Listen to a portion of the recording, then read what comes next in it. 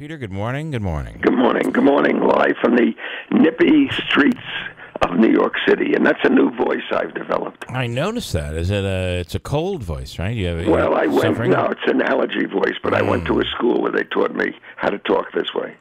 Very important. Very important. You can do voiceover work.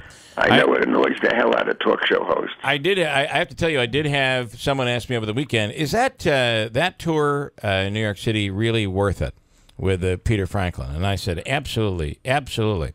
And then the person said, you ought to schedule a thing where we bring down, a carload of people that are winners on the radio, and that we all go on we do like a promotion. We all go on a tour with Peter Franklin. Well, you do that. You come down on a chartered bus, and that's the bus we use to go around on the tour. Oh, that would be really cool. All right, we'll talk about that. Listen, you have some great stories today. Great ones, including the president and Putin. What are your thoughts on what's going on over there? Listen, I don't care how evil Putin is. I don't care if he's the worst guy on the face of the earth. If the president of the United States wants to be chummy with him, thereby probably preventing a someday nuclear war, let them be best buddies. Let them be friends. Okay? No problem. Okay. What do you have any take on the Roy Moore, the Alabama candidate?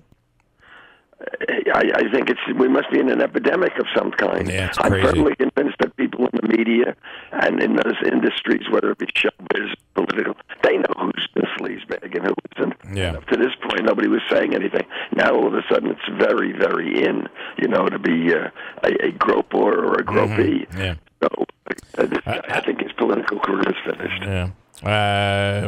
And speaking of the first big one, I mean, I know Clinton, and remember Gary Hart? Gary Hart had to drop out of the race because he was caught out on a boat with a woman that wasn't his wife, and she was topless. Gary Hart immediately had to drop out. Boy, have we come a long way since then. And Clinton was able to survive what he survived, and the list goes on. But let me back this up. You're not supposed to be with a woman who's topless who isn't your wife. I didn't know that. But Wiener is the one that really, and he's in the news right now. Yeah, well, he is, and I want to remind everybody that he was created, made, and turned into what he is today by Chuck Schumer, our mutual U.S. Senator. He was his protege. He groomed him for the congressional seat. You don't notice Schumer talking about him anymore. No. And how about the upstate New York woman who admitted to removing a plug from her fiance's kayak? Oh, my God. I reread that report about 5 times. I thought I must be missing something. 4 years for murder? That's not too bad. Yeah.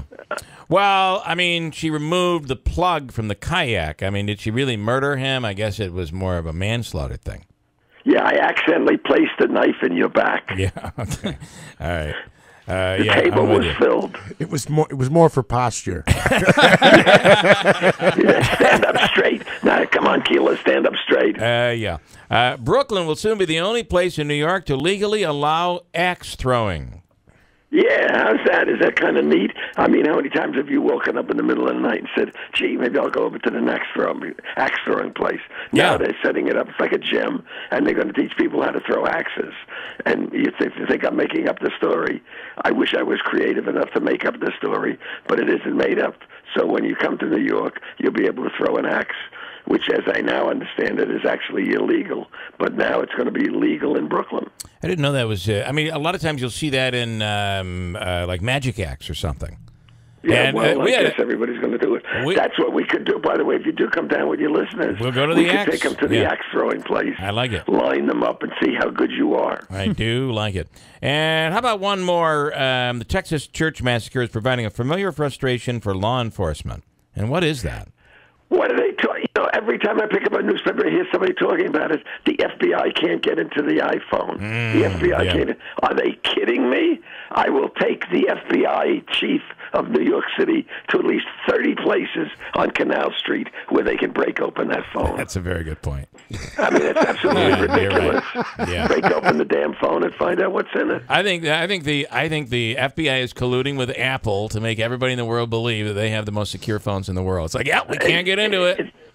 We can't get in. I mean, it really is. I mean, I'm not about to give lessons to people how to open up the Apple X and all that. Yeah. But the fact of the matter is, that's not a big deal.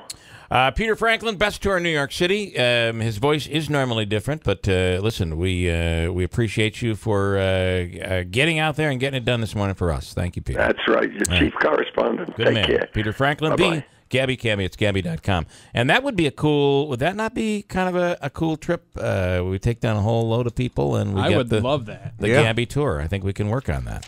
All right, got a break.